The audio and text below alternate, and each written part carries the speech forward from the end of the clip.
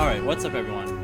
Today I want to talk about a game that I recently got into. I actually think it's very worth the interest. If you are into games like Tarkov, but you want a more arcadey style, something more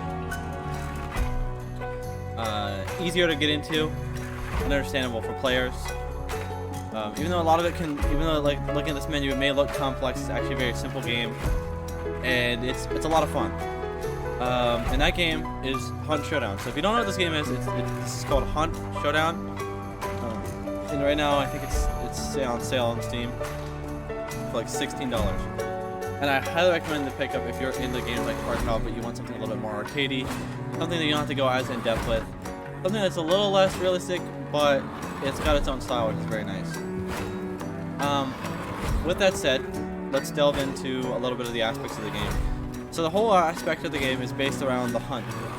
Basically, there's a bounty hunt. You'll go in, and there'll be, so like right here, you'll go in, and there's going to be 1 to 2 bosses, and you guys are going to hunt them. You're going to pick clues, and you're going to find them, and you're going to fight players along the way. You're going to do that pretty much exclusively. That is pretty much most of the game mode. There's a quick play game mode that you can play that's like a battle royale. It'll be ruled by a lot of good players. Now,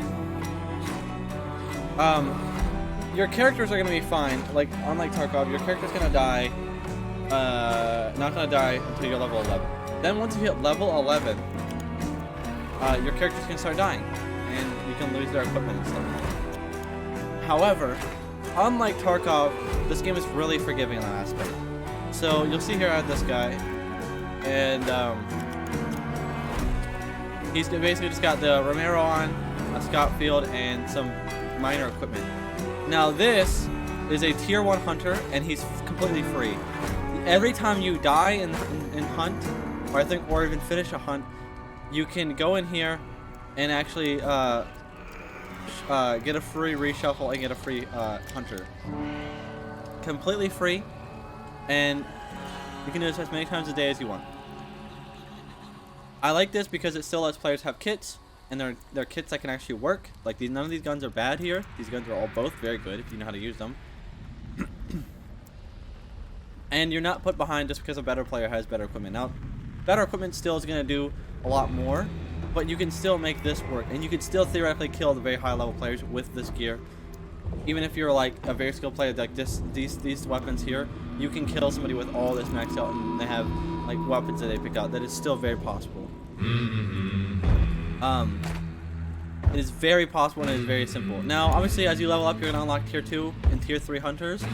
All this does is they come with better equipment. So, for example, like they have, like she has a shotgun, a pistol, and then she has like a lot of equipment, and she has 3 perks, which is the main 3 traits, which is very defining in this game. It's very simple to understand. So, basically, also they cost more. I guess I can go on that. So basically, let me put it like this. Traits are essentially your perks. So, for example, like this one, you walk faster in deep water and also make less noise while crouched in it. This one you can vault and jump and fall and ladder silently. And this one lets you reduce damage from explosions and bomb lands harpoons attacks. So it's just like simple stuff like that can give you like a little bit of an edge if another player doesn't have them, or you have a bunch of them, because obviously you can see these can all be filled up, and those can all be traits that benefit you, and they all do different things. Like, for example, I don't think I can look at any of these with them, but they can do stuff like staying aimed on sights. You can fan the hammer on your pistols. You can lever with the lever action so that you shoot them really fast. Simple stuff like that. All the way up to just like taking less damage and like not progressing bleeds and such. These perks up here are event specific, so we won't go over them, but they're pretty cool, especially this one for new players. It's going to be very important.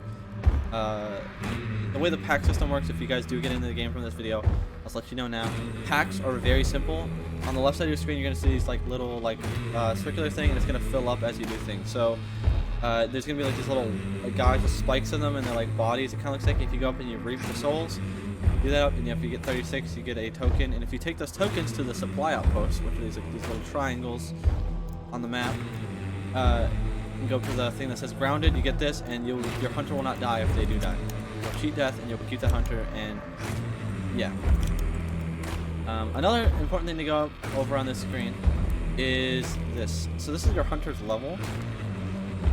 Your hunter level and your actual account level are completely different things. So hunter level here, you level up just by going into raids, doing anything in raid, and surviving and coming back, and cheating death if you cheat death. So what you do is this levels up separately than your account, and then like once you get to level 25 with the hunter, you can retire them, and this will give you XP. So what this does is that it'll take this XP and it'll put it into your bloodline level, which goes all the way to level 100, and then you can proceed if you choose to do so. Pretty simple stuff. There's MMR, you're gonna leave it on generally. Other than that, it's just a lot of you know, just kind of like Tarkov. You buy weapons instead of just having to find them. They're level locked, and it's pretty straightforward.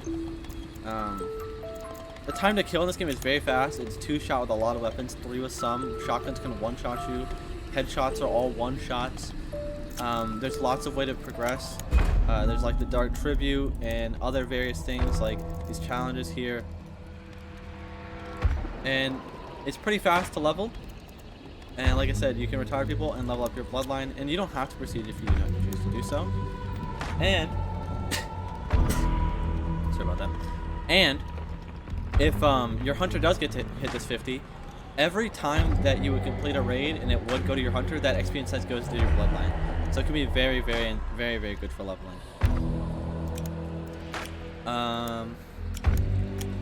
What else? There's legendary hunters. These are just like skins.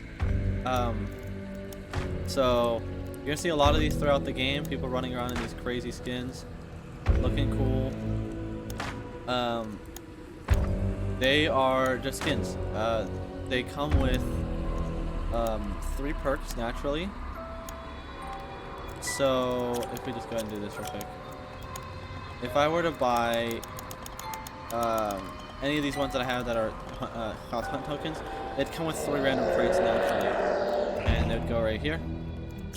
And they could be any of the 3 traits that I think that I have unlocked, even maybe some that I don't have unlocked, I'm not quite sure, but they come with 3 traits, and then you just have to gear them up with everything else. They don't come with any weapon, they just come with traits, and they're basically just skins. They don't provide any benefit, besides obviously like the darker ones being more effective in areas of dark or when it's night.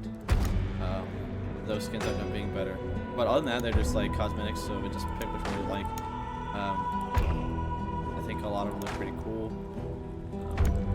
You know, we got like the reptile, the reptilian, lonely cow. I think direwolf looks pretty cool. I think the penitent looks pretty cool. These are Twitch drops, of course. The Reaper is the one I think a lot of people like. And obviously, False Saint I think looks pretty cool. Also the Ronin. But yeah, a lot, and they go on sale for different things, of course. But yeah, all they do is just provide a cosmetic look, and some of them do come grounded. So, like this chick is already part of the grounded pack, so she already just lives, and then you retire her if she does die. She's grounded, so she can come back to life. Other than that, there's just a bunch of stuff like you can see all the weapons. This is where you can learn about all the stuff in the game. And we'll go ahead and we'll go into a training thing just to show it off to you. We'll go into like a basic one. We'll go into a professional one, I guess. It's fine. Alright. So, we're here in the raid, and the first thing you're going to do when you're loading in, because I will say this, you probably want to play with at least one other person, because you're going to play against groups of 3s, generally 2s or 3s, because that's all you can have. So you're going to press E, then this is your dark sight, and you're going to use this to go to the blue glowy thing. So we're going to go ahead and go to this one. This is the closest one. And we're going to do this, we're going to do this for 3 times. So in the top left, you're going to see how many bosses there are. So sometimes there'll be 1, sometimes there'll be 2.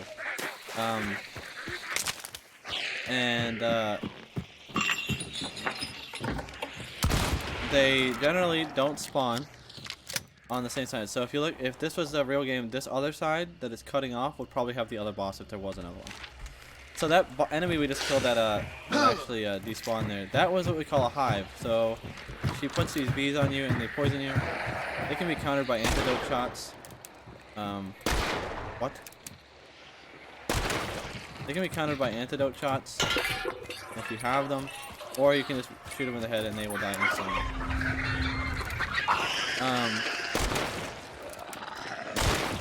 So what you're gonna be doing most of the time you're playing is coming up to, hold on, let me kill these guys. Coming up to these things here. Now, if you're wondering about the color, they're gray in the daytime. They're generally gray in the daytime, so like they'll have this grayish stuff coming up, and they'll be blue at night. So you're just gonna pick this up, and it'll say that you found the first clue to find the boss. So then you just go to the next one.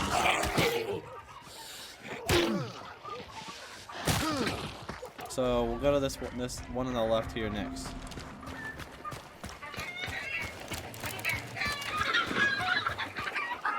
Now, in a real game, other players can have the same clues as you. So anytime that you go to a clue and it turns orange, that means there's another player nearby. This is very important because it can create scenarios where players actually end up with the same clues as you, and they know because they also see that it's orange.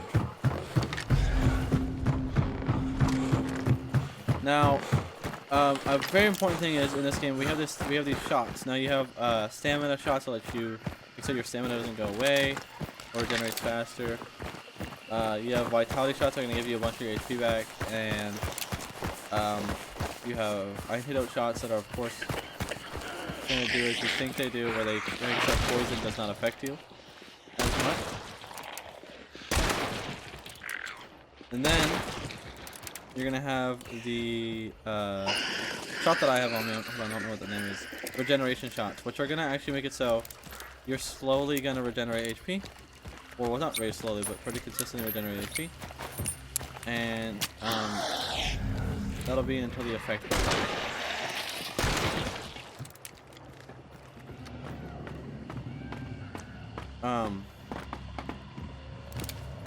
Now, a very important thing in this game is that every enemy type is weak to something, generally. So these guys will not actually do anything if you shoot them with a blunt weapon. If you don't, this is what they do. So if you have the brass knuckles on your character, the fire guys, you can actually punch them to death and they will not die, and they will not explode.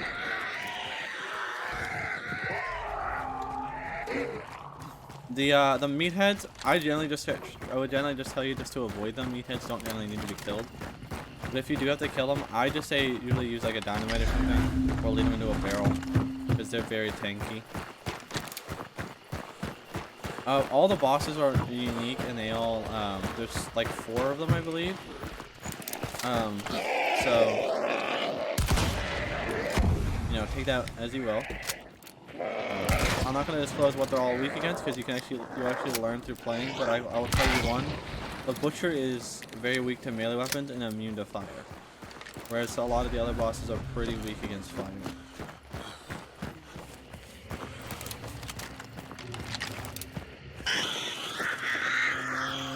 So there should be, oh, it's right here. There's also gonna be armored enemies, so like this guy. Now, if I had a knife, this would be really easy. I think I actually have a blade on the end of this. You just want to melee these guys down, because once you melee them, it only takes about 3 hits generally with the melee, and there's no point to waste ammo on them. But if you do, just generally shoot them in the leg. It's pretty simple. There are going to be variations of those armored guys that I just killed with barbed wire on them. Do not melee those guys, however. Simply just shoot those guys in the leg. And now that we found all 3 clues, we can actually see where the boss spawned, which is over. You can actually check on the map and it'll actually show you where they spawned. If these things are making too much noise, you can just shoot these. Oh, well, if I don't miss, you can just shoot those lanterns that hang over top, and it'll stop them. There's like all sorts of animals in this game that make noises. Like horses are one of them that give away your location. Obviously the birds. And these are the supply stations that I was talking about. So you come up to these when you have your tokens. And on these, right here, it's not on this one because it's in the training, but like right here, and right there will be 3 different types of things, and you just go up to them with a token, and this one will generally be the grounded one. And you just get your grounded token from there, and your character can live and you can retire, or try to get them to retire at least. Later on. One important thing that I feel like I should disclose is you do not need or should feel pressured to always escape. That is just not going to happen. You are not going to escape every time or get the bounty every time. You can just leave if you feel like you're not going to get the bounty. If you feel like getting the bounty is useless, then just don't chase it. There's a meathead. You have these little maggots that follow them around. Yep, there they are. And that's how he finds out where you are.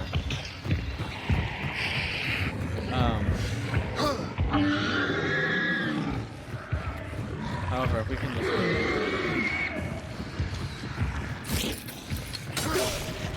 Alright, so this is going to be the boss, the butcher. I'm not going to show all of it, I'm just going to back out before I get too invested in him. But we can at least go get a look at him and find the stairs.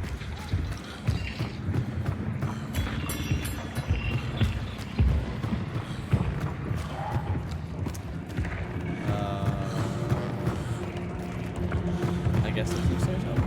Alright, we'll have to go over here.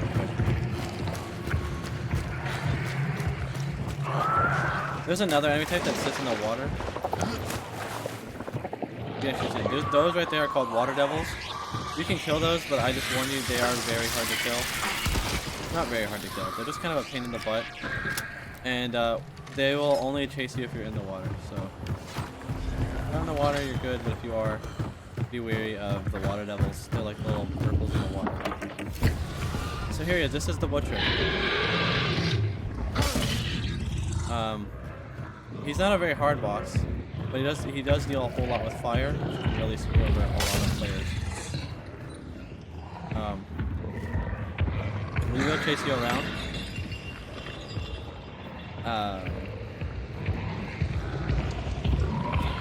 Yeah, this is who he is, and like I said, he's pretty weak against melee. He will go into an in-rage where he starts like running at you like this. If you can, just leave because it's pretty simple, and the boss doesn't gain HP when you walk out. A really useful thing to know is if you press E to go into dark sight, you see the pulse in the top left. It lets you know if players are in here or are nearby. So if it pulses white, then they're not, and if it pulses red, then they are. So it's important for you to know. As you can see, he's running around, lit me on fire. He's doing crazy things. You can actually see that we took the head off of him. It's like skull. Because the butcher is just a meathead.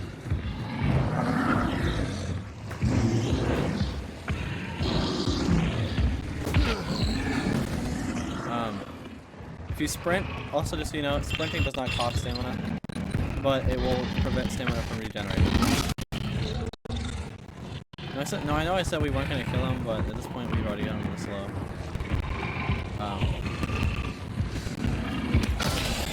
There you go, he's dead. And then, once they die, of course you go up to them and you start vanishing. Now this is going to go faster than it will in a real game. This will go really slow in a real game, and it alerts the whole lobby that you are here. And they can all see it, and they'll know when you pick up the bounty. But when you pick up the bounty, this is very important. When you pick up the bounty, your dark sight will give you 5 seconds of wall hacks. So you'll see it on the bottom left, and it'll provide you with 5 seconds of wall hacks, and you'll be able to see all the hunters nearby. You won't be able to see them exactly where they are. They're like little lines in yellow, but they're orange, but it'll let you know there's hunters nearby. That is very important. And then you take that bounty, and I guess I forgot to show you, but there's a little there's a thing in the top in the map when you press tab where it's like a arrow, like a wall, it's like, I guess it's like a point and then 2 lines pointing at it.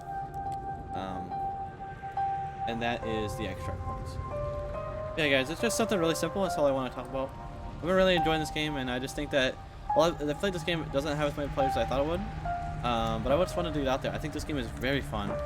I think that if you're looking for a game that's, you know, similar to like similar to Tarkov with extracting and going there and stuff, and it's a little bit more arcadey, this game is definitely the game. It has, some people say, I've heard that it doesn't have the highs or the lows. I think this game has a lot of highs and lows as well, but maybe they're not as crazy as the Tarkov ones. But I definitely think this game is definitely worth the money. And yeah, guys, hope you guys have a nice day, and I'll see you guys later. Peace, everyone.